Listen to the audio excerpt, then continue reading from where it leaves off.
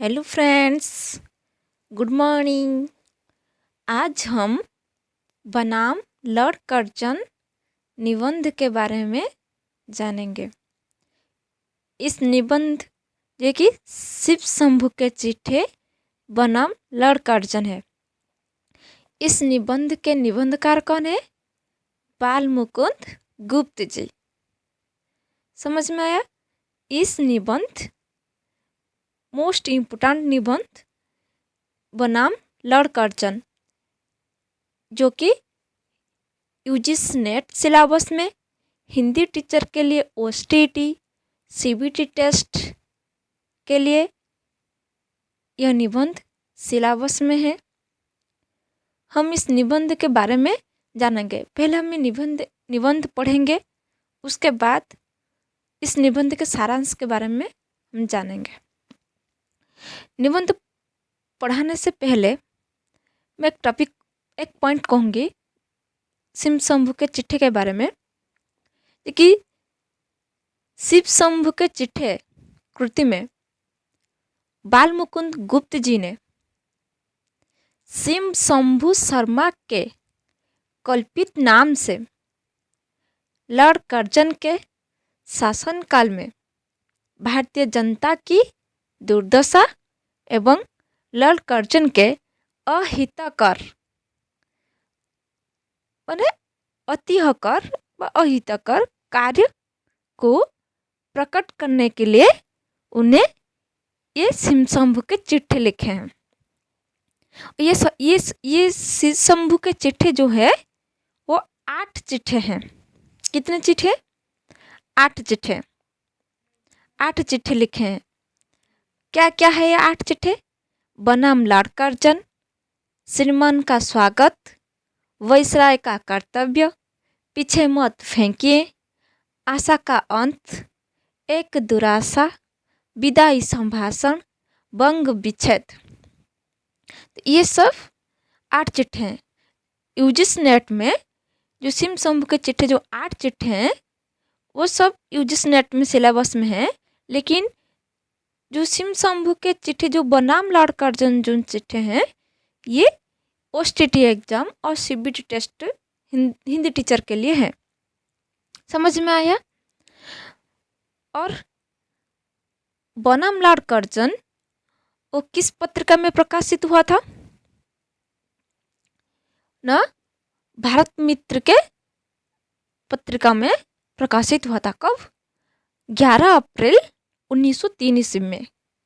समझ में आया? बनाम लड़ कर्जन जो निबंध व चिट्ठे हैं जो कि इसको हम निबंध में रखा गया है, वो जो बनाम लड़ कर्जन 11 अप्रैल 1903 ईस्वी भारत मित्र पत्रिका में प्रकाशित किया गया था। जो भारत मित्र के जो पत्रिका में संपादक कौन था? बाल मुकुंद गुप्त जी ने थे। और श्रीमान स्वागत जो चिट्ठे दूसरा चिट्ठी वो 26 नवंबर 1904 ईस्वी वही भारत मित्र में भी प्रकाशित हुआ था। वायसराय का कर्तव्य वो भी 17 दिसंबर 1904 ईस्वी में भारत मित्र में भी प्रकाशित हुआ था। पीछे मत फेंकिए वो कब हुआ था? 21 जनवरी 1905 ईस्वी भारत मित्र में भी प्रकाशित हुआ था। आशा का अंत वो 25 फरवरी 1905 ईस्वी वही भारत मित्र पत्रिका में प्रकाशित हुआ था। एक दुराशा वही भारत मित्र में कब? 18 मार्च 1905 ईस्वी। और विदाई संभाषण 2 सितंबर 1905 ईस्वी में वही भारत मित्र पत्रिका में भी प्रकाशित हुआ था। और बंग विच्छेद जो लड़ कर्जन ने बंग भंग क्या था, तो बंग विच्छेद ये भी एक चिट्ठे हैं। तो ये 21 अक्टूबर 1905 ईस्वी भारत मित्र में भी प्रकाशित हुआ था।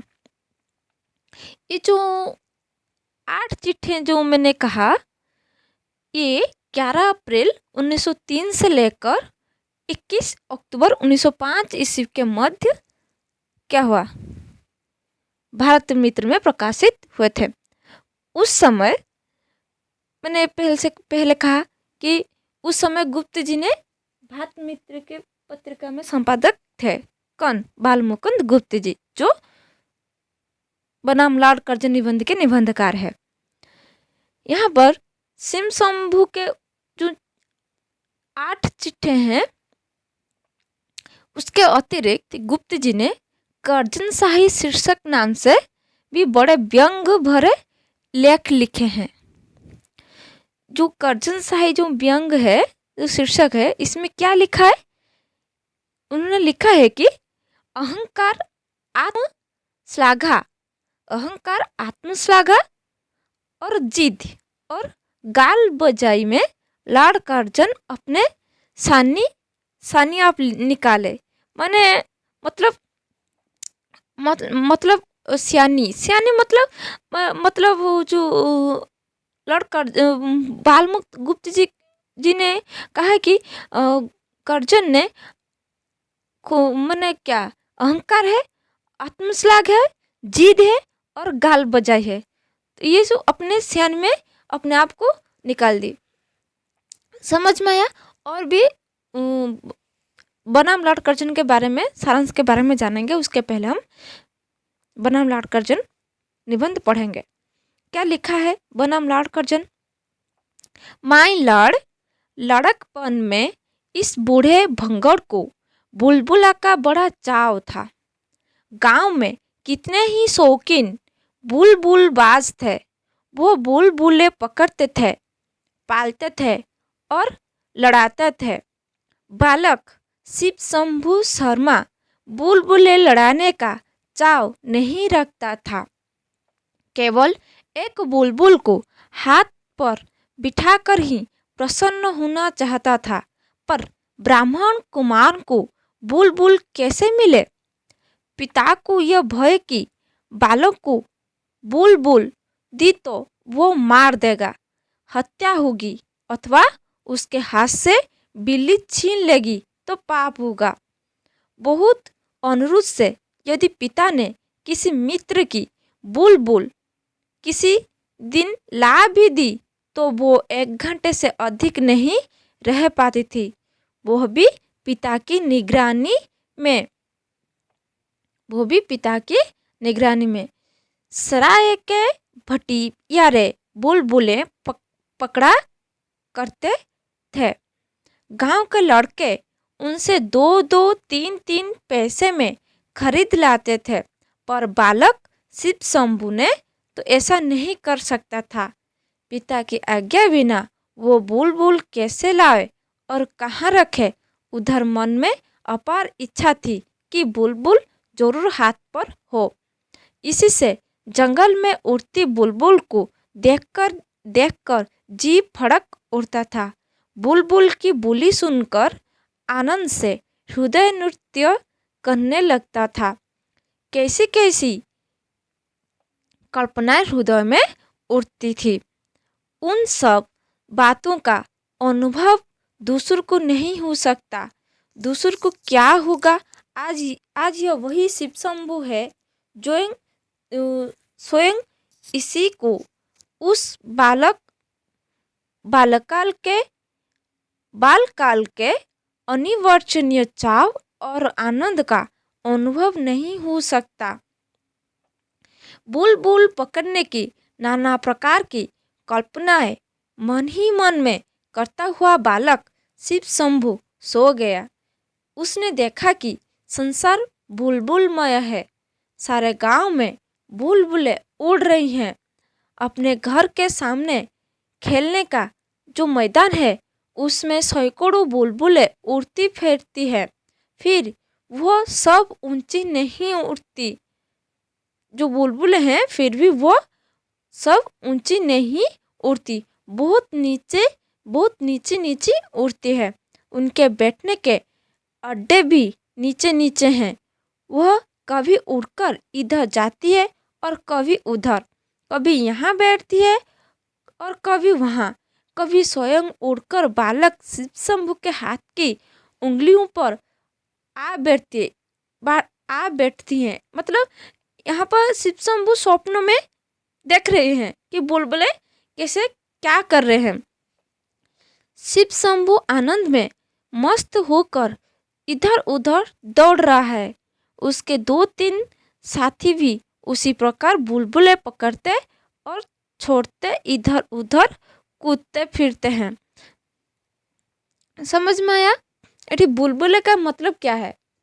यहाँ पर जो बुलबुले हैं, ये बुलबुले का मतलब क्या है? हम्म, ना बुलबुले, बुलबुले यहाँ पर बुलबुले एक चिड़िया चिड़िया है, एक चिड़िया जो कि एक स्त्रीलिंग है, मैंने एक स्त्रीलिंग चिड़िया, चिड़िया को स्त्रीलिंग कहते हैं। एक बुलबुले क्या है? एक चिड़िया है। समझ में आया? और तन बुलबुल का मतलब क्या है? एक चिड़िया। आज शिव शंभू की मनोवांछा पूर्ण हुई। आज उसे बुलबुलों की कमी नहीं है। आज उस खेलने का मैदान बुलबुलिस्तान बन रहा है। आज शिव शंभू बुलबुल का राजा ही नहीं, महाराजा है। आनंद का सिलसिला ही नहीं टूट गया, आनंद का सिलसिला यही नहीं टूट गया। शिव शंभू ने देखा कि सामने एक सुंदर बाग है, बाग मतलब बगीचे, बाग है, वहीं से सब बुलबुलें उड़कर आती है। बालक कूदता हुआ दौड़कर उससे पहुंचा। देखा सुने के पेड़ पत्ते और सुने की ही नाना रंग के फूल हैं। उन पर सुने की बुलबुलें बैठी गाती है और उड़ती फिरती हैं। वही एक सुने का महल है, उस पर सैकड़ों सुनहरी कलश हैं, उन पर भी बुलबुलें बैठी हैं। बालक 2-3 साथियों सहित महल पर चढ़ गया। उस समय वो सुने का बगीचा, सुने को महल और बुलबुल सहित एक बार उड़ा। सब कुछ आनंद से उड़ता था। बालक शिव शंभू भी दूसरे बालक सहित उड़ रहा था, पर यह आमोद बहुत देर तक सुखदाई न हुआ। बुलबुल का ख्याल अब बालक के मस्तिष्क से हटने लगा। उसने सोचा है, मैं कहाँ उड़ा जाता हूँ? माता पिता कहाँ है?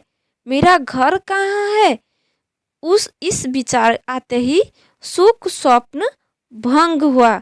मतलब जो शिव शंभू जो स्वप्न देख रहा था कि बुलबुलें उसके हाथ में उड़ रही है, बुलबुलें उड़ रहे हैं, उसके हाथ में बैठ जाते हैं, तो ये सब जो भी मैंने कहा वो स्वप्न देख रहा था बालक। बुलबुल और जब उसमें ख्याल में आया कि उसके मस्तिष्क में ख्याल आया कि उसने शिव शंभू ने कहा, उसने कहा कहाँ है, कहाँ उड़ रहे हैं, माता पिता कहाँ है, उनके घर कहाँ है।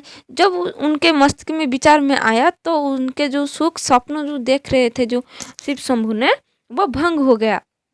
बालक कुल बुलाकर उठ बैठा। देखा और कुछ नहीं, अपना ही घर और अपने ही चारपाई हैं। मनोरंजन समाप्त हो गए। जो स्वप्न देख रहा था कि मनोरंजन में उड़ रहे हैं, महल, सुने के महल है, सुने के बुलबुलें हैं, सुने के पेड़ हैं, ये सब स्वप्न में था, मनोरंजन में था। जब स्वप्न भंग हुए वो समाप्त हो गया।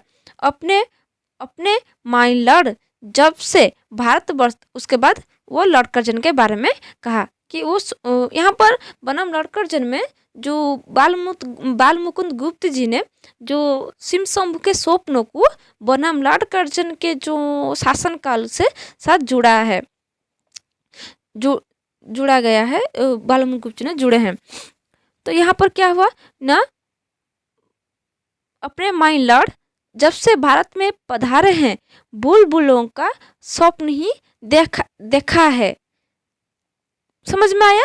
जो बुलबुल स्वप्न जो शिव शंभू ने देखा, उसी तरह वो कह रहे हैं कि जो बनाम लड़कर्जन जो हैं वो भारतवर्ष में आए, पधारे हैं। उन्होंने हमको, भारतवासियों को बुलबुल का स्वप्न दिखा रहे हैं, या सचमुच कोई करने के योग्य काम भी किया है। माने दिखावा कर रहे हैं कि मैं भारत के लिए सब कुछ किया है। समझ में आया? खाली अपना ख्याल ही पूरा किया है, या यहाँ की प्रजा के लिए भी कुछ कर्तव्य पालन किया। एक बार यह बातें बड़ी गृढ़ता से मन मन में विचारिए, आपकी भारत में स्थिति की अवधि के 5 वर्ष हो गए। मतलब बनाम लॉर्ड कर्जन ने जो शासन भारत में किए हैं वो 5 वर्ष कार्यकाल पूरे हो गए हैं, लेकिन उन्होंने भारतवासियों को केवल दिखावा करते हैं कि मैं सब कुछ किया भारत के लिए। अब यदि आप कुछ दिन रहेंगे तो शूद्र में मूलधन समाप्त हो चुका। हिसाब कीजिए, नुमायशी कामों के सिवा काम की बात आप कौन से कर चले हैं, और भड़कबाजी के सिवा ड्यूटी और कर्तव्य की तरफ आपका इस देश में आकर कब ध्यान रहा है। यहाँ पर शिव शंभू के चिट्ठी से माध्यम से उन्हें लॉर्ड कर्जन को ये क्वेश्चन किया है। किसने? बाल मुकुंद गुप्त जी ने। जे आप केवल दिखावा कर रहे हैं और आप ड्यूटी के और कर्तव्य की तरफ से आप क्या क्या है देश के लिए, कुछ भी नहीं किया है और कभी भी ध्यान भी नहीं रखा है। इस बार के बजट की प्रकृति ही आपके कर्तव्य काल की अंतिम वक्तृता थी। जरा उसे पढ़ तो जाइए, फिर उसमें आपकी 5 साल की किस अच्छी करतूत का वर्णन करते हैं। आप बारंबार अपने दो अति तुमतराक से भरे कामों का वर्णन करते हैं, एक विक्टोरिया मेमोरियल हॉल और दूसरा दिल्ली दरबार। मतलब यहाँ पर बालमुकुंद गुप्त जी ने कहा है कि बनाम लॉर्ड कर्जन भारतवासियों को देश में, हमारे भारत में आकर देशवासियों कह कि मैं ये कर दिया, वो कर दिया, वो बना दिया, लेकिन कुछ भी नहीं किया देश के लिए। केवल जो विक्टोरिया मेमोरियल हॉल है और दिल्ली दरबार, ये जो दो है, जो विक्टोरिया मेमोरियल और दिल्ली दरबार, ये दो जो बनाकर वो खुद को कह रहे कि मैं सब कुछ कर दिया भारत के लिए। मतलब इसीलिए कहा गया कि एक विक्टोरिया मेमोरियल और दूसरा दिल्ली दरबार। पर जरा विचारिए तो ये दोनों काम शौक हुए या ड्यूटी। तो यहाँ पर बालमुकुंद गुप्त जी ने प्रश्न किया है कि आपने बनाम लॉर्ड कर्जन जी को कह रहे कि आपने जो दो महल जो बना दिया है कि विक्टोरिया मेमोरियल हॉल और दिल्ली दरबार, तो ये जो महल बना दिए हैं तो ये क्या है, शो है या ड्यूटी है? ये तो ड्यूटी नहीं है, ये तो शो है, दिखावा के लिए शो है। फिर आपके नाम से ये दिखाने के लिए शो है, लेकिन देश के लिए क्या क्या है? ये देश के लिए जो करेंगे तो ड्यूटी है, लेकिन ये तो जो बना है, जो मेमोरियल हॉल और दिल्ली दरबार, ये तो शो दिखाने के लिए ये शो है, ड्यूटी नहीं है। तो विक्टोरिया मेमोरियल हॉल चंद पेट भरे अमेरिकियों को अमीरू चंद पेट भरे अमीरों के एक दो बार देख आने के चीज होगी। उससे दरिद्रों का कुछ दुख घट जाएगा या भारतीय प्रजा की कुछ दशा उन्नत हो जाएगी, ऐसा तो आप भी न समझते होंगे। तो यहाँ पर बालमुकुंद गुप्त जी ने क्या कहा कि आपने जो दो महल बना है वो तो अमीरों के लिए है, क्योंकि वो दिखावा करने के लिए है। अमीर ने ही जाकर वो जो दो महल जो बना है वो देखेंगे, लेकिन जो भारत देश में जो गरीब लोग है, जो दरिद्र लोग है, उनको दुख को कौन दूर करेगा? दुख घट जाएगा। तो यहाँ पर ये जो दो महल बना देने से क्या दरिद्रों का दुख दूर हो जाएगा या भारतीय प्रजा की जो दशा है वो कौन उन्नत हो जाएगा? तो नहीं होगा। तो ये समझना चाहिए। अब दरबारी की बात सुनिए कि क्या था। आपके ख्याल से वो बहुत बड़ी चीज़ थी, पर भारतवासियों की दृष्टि में वो बुलबुलों के स्वप्न से बढ़कर कुछ न था। आप यहाँ पर बालमुकुंद गुप्त जी ने कर्जन को कहा कि आपने खुद को कहा कि मैं सब कुछ भारत के लिए कर दिया, कि दरबार बना दिया, तो ये सब दिखाने के लिए, सुनने के लिए, लेकिन भारतवासियों के दृष्टि में ये क्या है? ये है बुलबुले के स्वप्न के तरह। मतलब माने रियलिटी नहीं है, ये स्वप्न के महल है। तो बुलबुल के स्वप्न की तरह ये बढ़कर कुछ नहीं है। जहाँ जहाँ से वह जुलूस के हाथी आए वही वही सब लौट गए। जिस हाथी पर आप सुनहरी झूले और सोने का हौदा लगवाकर छत्र धारण पूर्वक सवार हुए थे, वो अपने कीमती असबाब सहित जिसका था उसके पास चला गया। मतलब जिस हाथी पर आप सुनहरी झूले और सोने का हौदा लगवाकर छत्र धारण पूर्वक सवार हुए थे, वो अपने कीमती असबाब सहित सहित जिसका था उसके पास चला गया। आप भी जानते थे कि वो आपका नहीं, और दर्शक भी जानते थे कि आपका नहीं। दरबार में जिस सुनहरी सिंहासन पर विराजमान होकर आपने भारत के सब राजा महाराजाओं की सलामी ली थी, वो भी वहीं तक था, और आप स्वयं भली भांति जानते हैं कि वो आपका नहीं है। समझ में आया? वो भी जहाँ से आया था वहीं चला गया। यह सब चीज़ें खाली नुमाइशी थी, भारतवर्ष में पहले ही से मौजूद थी। मतलब यहाँ पर गुप्त जी ने कर्जन को कहा है कि जो आपने जो सुने सिंहासन में बैठे हैं, और जो छत्र धारण छत्र धारण सिंहासन जो है, वह जो सोने के हाथी है, और जो छत्र धारण पूर्वक सवार है, जो यहाँ पर जो छत्र धारण पूर्वक सवार में आ रहे हैं, ये सब आपके नहीं है, ये सब पहले ही भारत में है। लेकिन आप खुद आपकी मतलब ये तो खुद पहले ही भारत में था, और आपने तो कुछ भी नहीं किया। तो आपने देश में कुछ भी तो नहीं किया। कहने का मतलब यही भालमुकुंद गुप्त जी ने कहने का मतलब यही है कि आपने तो, ये आपका खुद की नहीं है, ये पहले ही भारत में था। क्या इन सब से आपका कुछ गुण प्रकट हुआ? लोग विक्रम को याद करते हैं, या उसके सिंहासन को, अकबर को, या उसके तख्त को? शाहजहां की इज्जत उसके गुणों से थी या तख्त ताउस से? आप जैसे बुद्धिमान पुरुष के लिए यह सब बातें विचारने की है। चीज वह बननी चाहिए जिसका कुछ देर कयाम हो। माता पिता की याद आते ही बालक सिमशंभु का सुख स्वप्न भंग हो गया। दरबार समाप्त होते ही वो दरबार भवन, वो एम्फी थिएटर तोड़कर रख देने की वस्तु हो गया।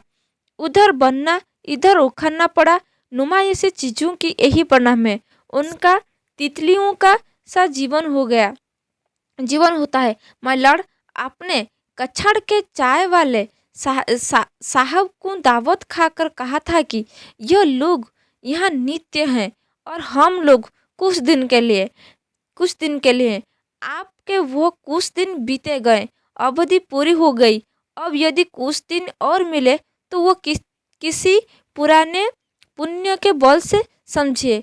उन्हीं की आशा पर सिमशंभु शर्मा ये चिट्ठा आपके नाम भेज रहा है, जिसमें इन मांगे दिनों में तो एक बार आपको अपने कर्तव्य का ख्याल हो।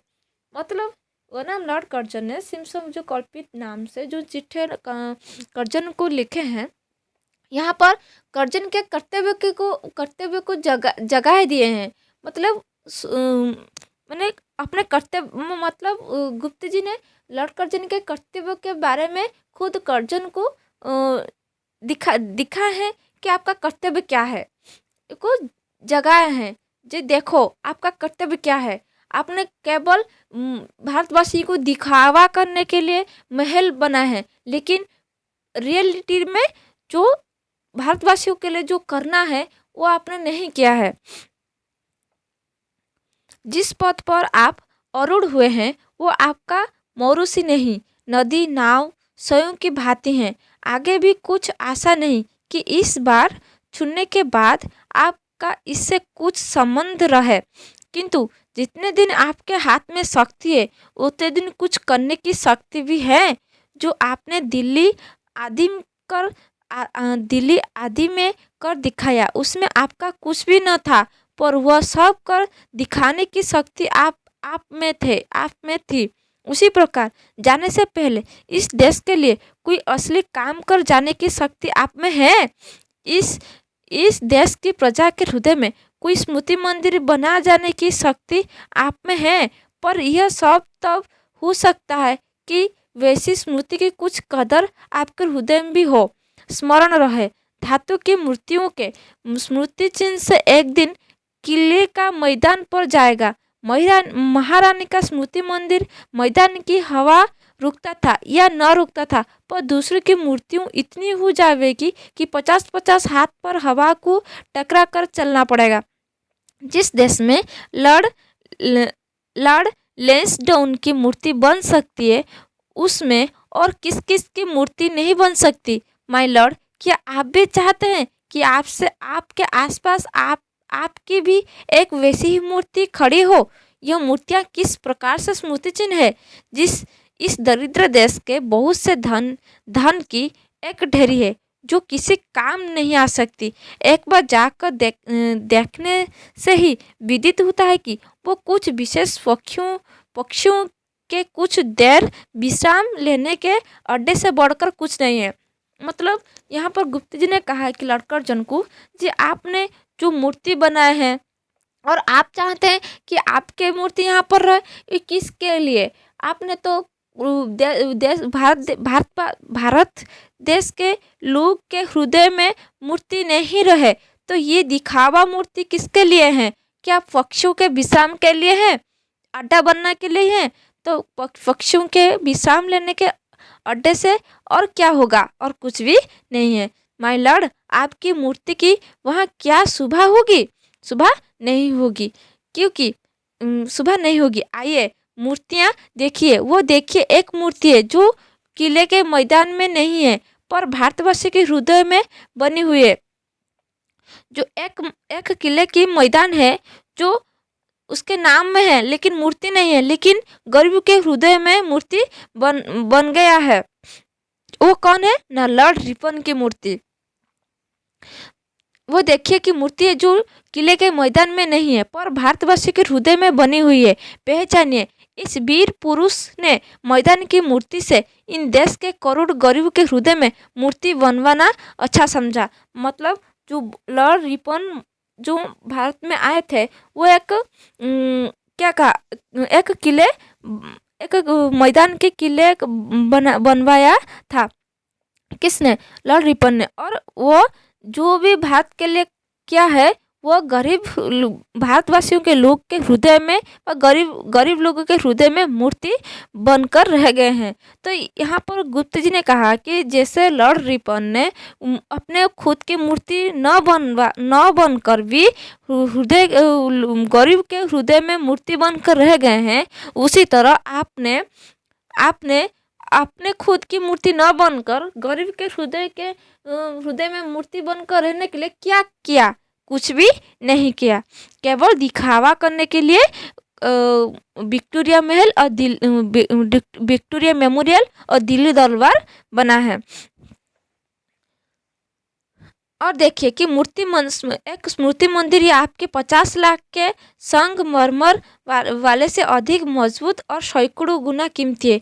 वो स्वर्गीय विक्टोरिया महारानी सन 1858 ईस्वी का घोषणा पत्र है। आपने जो स्वर्गीय जो विक्टोरिया महारानी जो आए थे, विक्टोरिया महारानी, उन्होंने जो घोषणा पत्र किए थे 1858 ईस्वी में यहाँ पर मेमोरियल बनाने के लिए, विक्टोरिया मेमोरियल। आपकी यादगार भी यही बन सकती है यदि इन दो यादगारों की आपके जी में कुछ इज्जत हो, मतलब समाप्त हो गया हो। जो लिखना था वो लिखा गया। वो खुलासा बात यह है कि एक बार शो और ड्यूटी का मुकाबला कीजिए। मतलब यहाँ पर गुप्ता जी ने कर्जन कहा कि एक बार मतलब देखिए कि ये आपने जो भी देश के लिए किया है वो ड्यूटी है या दिखाने के लिए शो है, तो ये मुकाबला कीजिए। शो को शो ही समझिए, शो ड्यूटी नहीं है।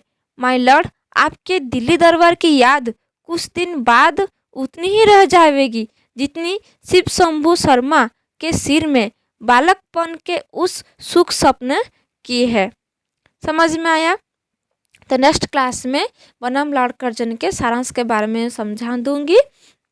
तो यहाँ पर हम जितने भी शिव शंभू के बारे में जो बनाम लॉर्ड कर्जन के निबंध के बारे में पढ़े हैं, तो क्या दिखने को मिला कि यहाँ पर गुप्ते जी ने कर्जन को ड्यूटी के बारे में ड्यूटी के बारे में मतलब कह रहे कि आप खुद पहचानिए कि आप जो 5 साल जो ड्यूटी कर रहे हैं, जो कार्यकाल है आपका शासन का, तो इस 5 वर्ष के 5 वर्ष में तो क्या किया? कुछ भी देश के लिए नहीं किया, भारतवासियों के लिए कुछ भी नहीं किया, केवल दिखावा किया है। लेकिन आपके जो ड्यूटी है, देश के लिए जो ड्यूटी है, तो वो ड्यूटी नहीं किए हैं। ये बात, ये जो शीर्षक है वो बनाम लॉर्ड कर्जन के निबंध में दिखने को मिलता है। Thank you.